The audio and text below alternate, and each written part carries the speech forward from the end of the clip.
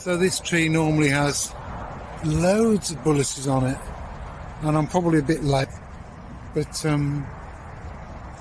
are none higher up, which I'm wondering whether it's been a bad year for bullaces.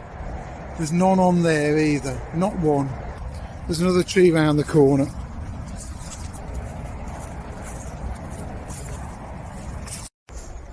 Oh, I just hope there's some sloes left now. So I think I might jump in the car with Mrs H in a bit and go and see if we can get a kilo of sloes. I feel like I want to put some fruit away. I've done fruit in gin for the last 10 years or so. Good sign. Look at all these berries. So these are great, and we're going through this lot, just looking to see what we can find, and we found some sloes. So yeah, can't have bullaces this year, but the sloes are fat, so I've got to show you. Look, there you go. So they're not bad. Some of them are nice and fat, which is great, and the tree's quite loaded up, so it must have been the bullace. Not a good season for bullaces, but great for sloes. So we're going to get a few off this, only about a kilo's worth, and see how we get on. Wrinkled and crinkled I tend not to pick.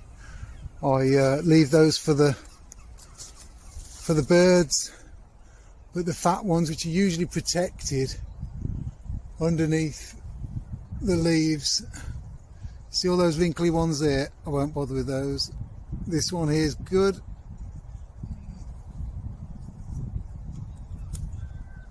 And only take what you're going to use. Leave the rest. There are other people around, and there's the animals, the birds.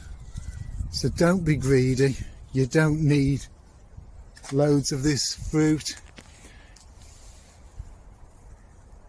Take what you're going to use and leave the rest for someone else. There's no place for greed. And we drop them in a plastic bag like that. That's about half as much as we need. We don't need much more. So I'll carry on picking.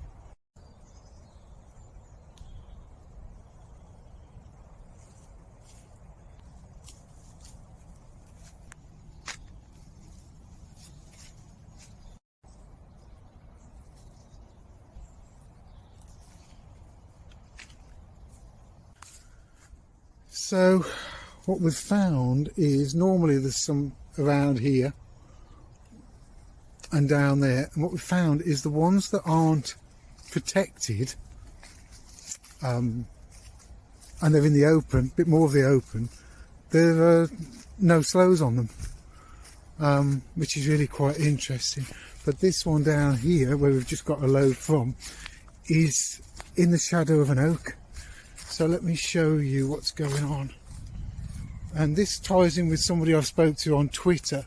Right, this oak tree is protecting the sloe bush underneath.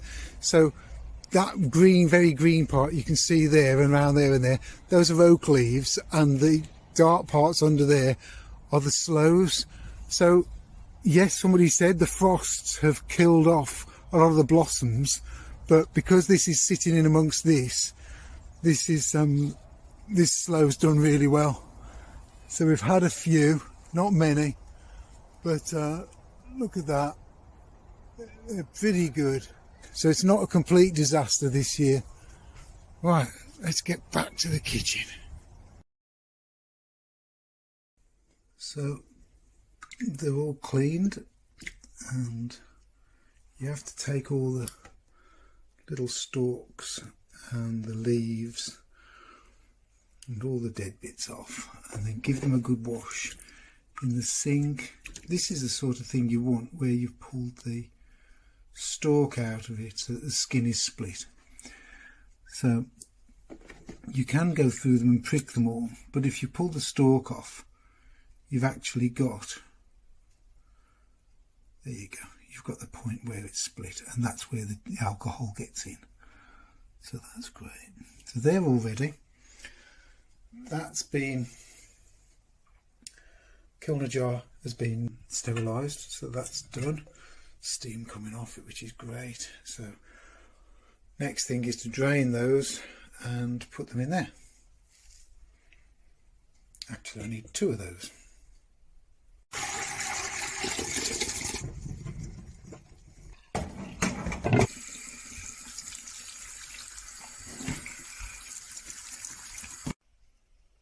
£400. Trying to do this one-handed. Cool. So get that one. Let's do that one.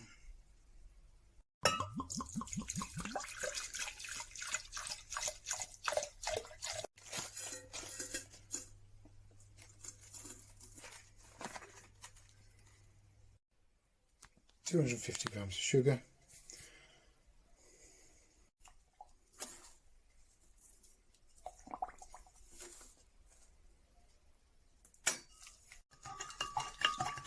Stir well, add the rest of the gin.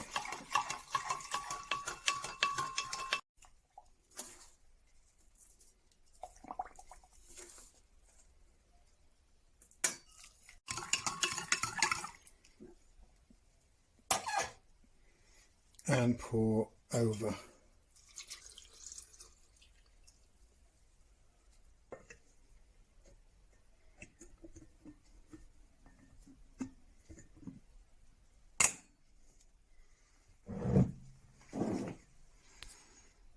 So next time I get a bottle of gin, fill up to there, add more sugar as well.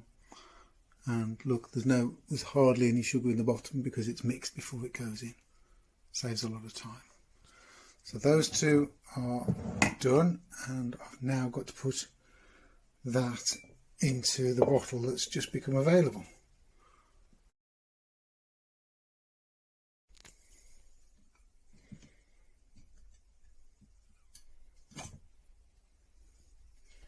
So leave it at least 2 months and then you can try it and see what it. Okay, this has been in here 12 months, so I've left it a long time, and it's got some of the it's very fruity blackcurrant fruit, which is beautiful. Right, okay, that's ready to decant into a bottle. So I use a square of kitchen roll inside the funnel just to catch all the debris out of the Sloe Gin, and it filters it all down and gets rid of all the muck, so that's great.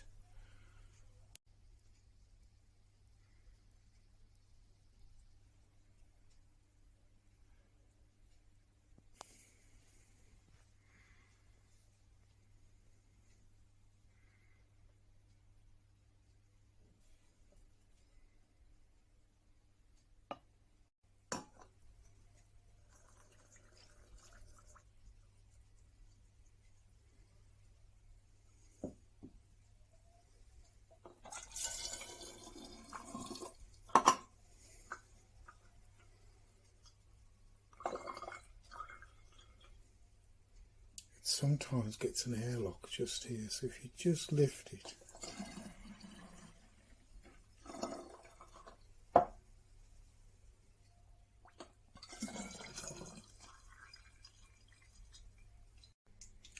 an alternative method is to put it into a colander, into a bigger bowl so that it happens quicker, and don't force the gin through.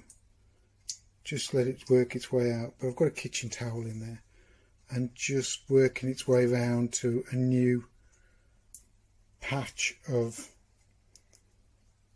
towel.